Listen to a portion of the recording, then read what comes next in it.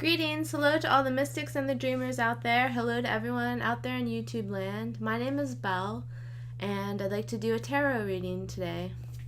I picked 3 different decks of cards, and I'm doing 4 each. So 444, all the angel numbers. Recently I've been putting up a few different types of videos on my YouTube channel.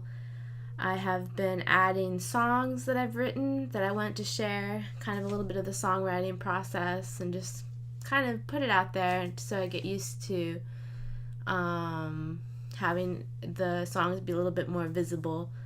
So I have songs up. A recent video I did earlier this week was the used bookstore mystical books video. So that was a lot of fun. I filmed that one in the living room with my iPhone, and so it's a little different. This one I'm back in the office with my computer, and it's funny, everything's reversed on the computer, obviously. Like when I show the tarot cards, it's like a mirror image, but I don't know, it's not too bad. It makes it easy to upload and everything. So I guess those are the 2 types of videos. I'd like to do even more about books, like feature a certain book on different days, but I haven't really focused on that yet, so that hasn't happened yet. I guess let's just get started. I always want to have all these insights or like extra reflections, but I think I have to make some notes if I want to do that or something like that. Anyway, let's just get started. Let's see what happens. The tarot decks I'm using today are the Chrysalis Tarot, Shadowscapes Tarot, and Animal Wisdom Tarot. Animal Wisdom is really a cheerful deck. We'll get to those last, I guess, but it's really fun. Okay, the first one, the Chrysalis Tarot, is 7 of Stones. Let's see if I can get back into this. I haven't read tarot cards recently. It's been a while. 7 of Stones. So typically what I say with this card is that the lady has her, there's Jenny's getting comfortable. That's good. She'll join us for the video. Typically what I say for this card is that it's a young lady with her back turned to the possibility of following this river. I think that's what I would still say. I think I kind of identify with this card because I feel like sometimes I focus on the negative of situations. Like if there's like 5 different, a list of 5 things, and one of the things is negative and the 4 other are positive, I'll be obsessed with the negative comment or the negative insight or whatever. So along those lines, I feel like this card is featuring someone who has their back turned on the good stuff. And obviously the solution to that is to have a broader sense of possibilities. Just stand up, look around, and see what you really want to do with your life. See what is really the positive side of things. 7 of Stones. So I think this is a card like on the verge of a lot of possibilities. That's what I would say. Okay, the second card from the Chrysalis Tarot is Ace of Scrolls. This looks like some kind of magical alphabet or something. Something is written on the scroll that it's difficult to decipher. There's a crow, there's a tree, a crescent moon, and keys. Ace of Scrolls.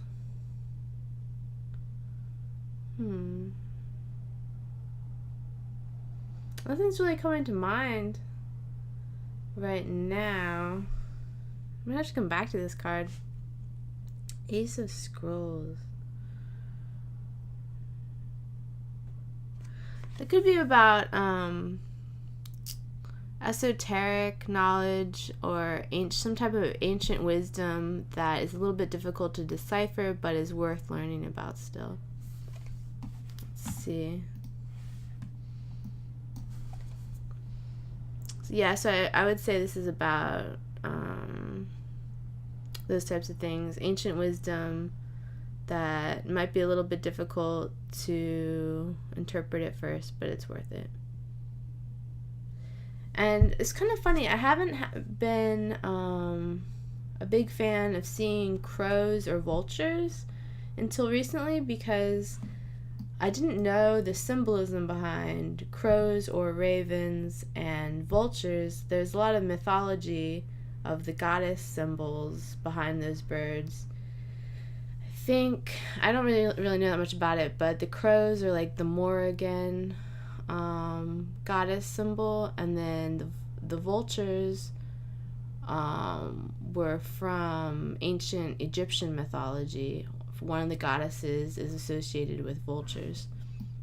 So it's really interesting to me, like something that I've overlooked, but that has a lot of mythology behind it, and kind of a more engaging way of thinking about it. The third card is Ace of Mirrors. That's interesting. So we had the Ace of Scrolls and now the Ace of Mirrors.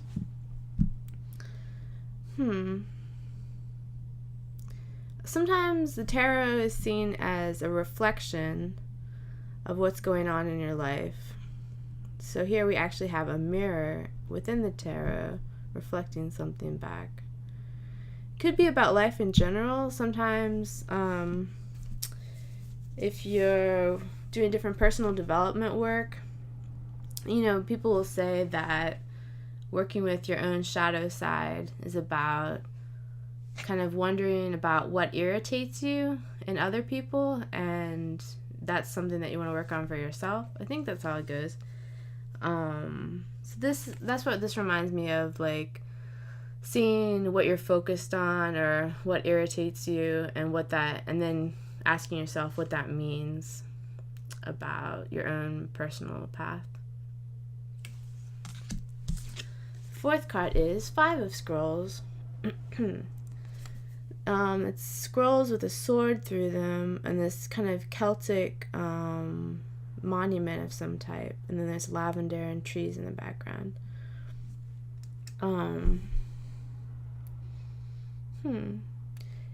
With the sword through the scrolls, it kind of seems like a demand of some type. Being demanding. Either that or being fed up with something.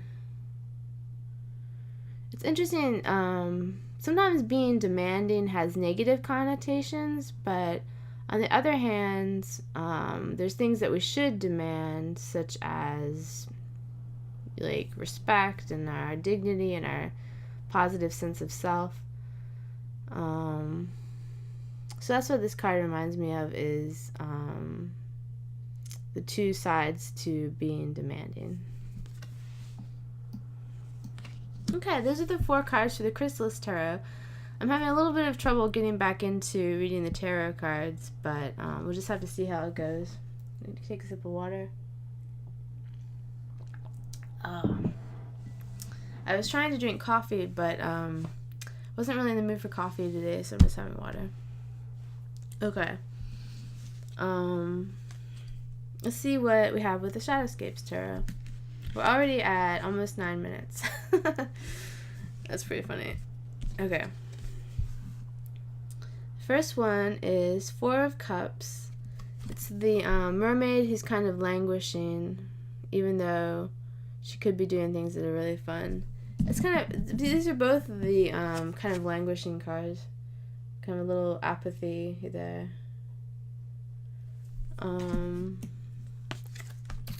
See what the next card is. King of Wands. This is the shaman who is shape-shifting into a lion figure. That's pretty cool. And then there's also a rose here. If you look at the top, I don't know if you can see it, but there's a rose within the orb at the top. This is about, if you contrast these 2 cards, like this one is apathy, and this one is about taking back your personal power. It's kind of interesting that those came up, because I I had a meditation experience yesterday that was really empowering. I was just trying to do a regular guided meditation, but I kind of got on my own track, and all of a sudden I was getting really negative imagery in my mind, and I didn't really know what it was even related to, and it was kind of bothering me, but I just decided to like get past it and move on. And then at the end of the meditation, I felt a greater sense of my own personal power, a greater sense of my own inner strength. So I feel like what happened was, by facing my fears in a meditation sense, like by facing the darkest, most bleak imagery that I could face, I actually unlocked some more of my inner strength and some more of my personal power. And even like for the next hour, I felt a lot more assertive than I usually do, because we don't want to get into it too much, but sometimes we just get a little apathetic in life, or at least I do. So it was a good step through this meditation to get back to a sense of assertiveness in a positive way. So that was really cool. I just wanted to share that meditation. And you can see Jenny in the background still. Okay, so these are the first two cards of the Shadowscapes. Let's continue. Okay, this is Five of Swords. That's interesting. This is like an angel ninja or something. And it looks like he is keeping an eye on something. And, keeping an eye on something and ready to face whatever comes up, which is kind of like what I was talking about just now. Fourth card is the Sun. This is a really positive card. I just love the optimism with this card and how bright and wonderful it is. So that's really interesting. We have this story unfolding with these cards. It starts with apathy, with the languishing mermaid. But then once you get a sense of your personal power, kind of with the lion energy and the shamanic energy, this one's also about more assertiveness, I think, at least based on what I've been thinking about recently. And then the outcome is very optimistic. That's really cool. Okay, let's get to the last four cards. Thank you for making it this far in the video. I just turned them all over. Let's see. I peeked. I'll just turn them all over so I can see them all. Since I've seen them anyway. Okay. So, four cards. We've got the albatross, the blue jay, the dog, and the llama. So now I'll show them. The albatross, I don't know much about this bird. 8 of feathers. Looks like, that's interesting. There's like a barricade of feathers at the bottom. It's almost like a fence around the bird, but obviously feathers are easy to get past. So, that's kind of funny.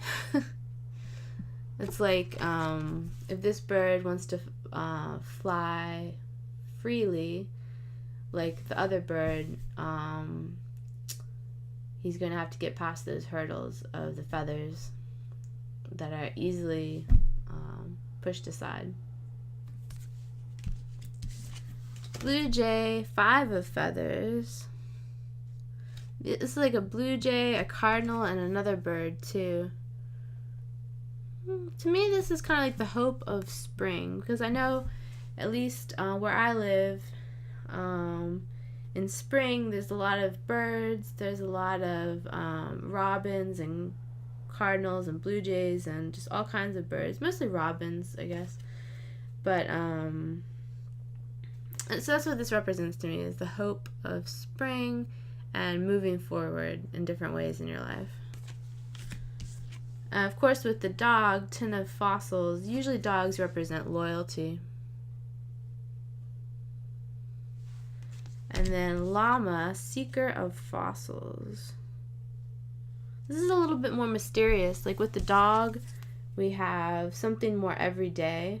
And then with the llama, it's more of a journey, or you go for a hike and you see some llamas in the mountains. And it's more of, because it even says seeker of fossils. This is more like outgoing. The dog represents home life, staying where you are and being comfortable. And the llama card with those mountains and that terrain represents going on a little bit of a journey and seeing new landscapes. Okay, well, with this many cards, it's definitely a lot of different themes, but I'm really happy about the cards that came up. I'm glad that I got a chance to engage with the different imagery, and I could go back over all of them, but I'm already at 16 minutes, so I might stop there. But anyway, I'm looking forward to doing even more tarot videos, and I hope you enjoyed this one. Take a look at my other videos if you'd like, because the tarot videos are a little bit different than other people's. A lot of people do them based on a certain week or a certain day or a certain month, but mine are based on just the imagery and the different themes. So you can look at any of the tarot videos at any time and just see what resonates with you. Thanks a lot for tuning in. I'll see you next time. Bye.